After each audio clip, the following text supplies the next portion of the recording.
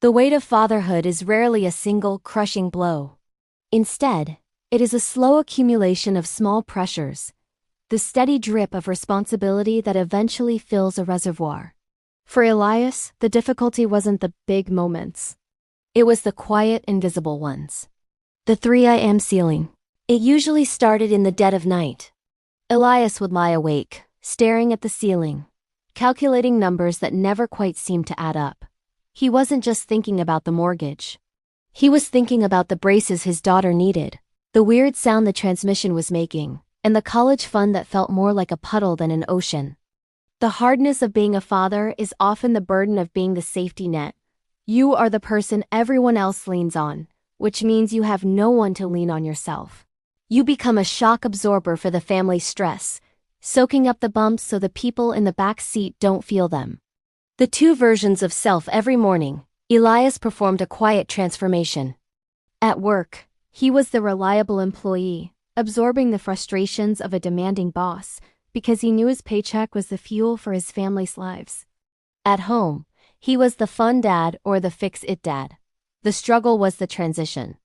Walking through the front door after a 10-hour shift, his bones aching and his mind frayed, and immediately hearing, "Daddy, play dinosaurs."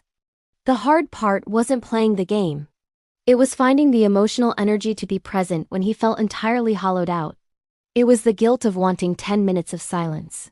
And then the deeper guilt of feeling like a failure for wanting that silence. The silent language of love as his son Leo entered his teenage years, the difficulty shifted. It wasn't about physical exhaustion anymore. It was about the helplessness of watching someone grow away from you. Elias spent his weekends fixing things, a leaky faucet, a loose floorboard, a broken bike chain.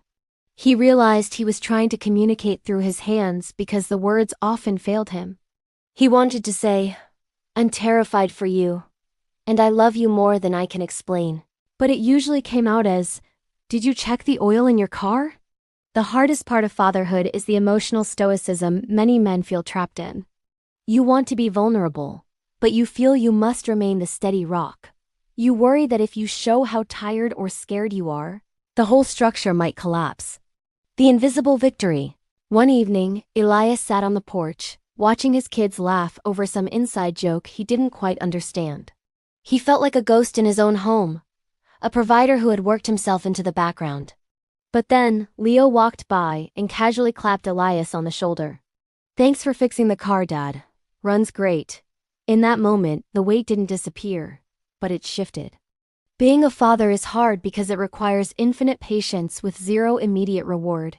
It is a job of decades, not days. It is the realization that your success is measured by how well your children can eventually live without you. Fatherhood is a unique blend of being a hero, a servant, and a ghost all at once. It's a role that demands everything and often says very little in return until years later.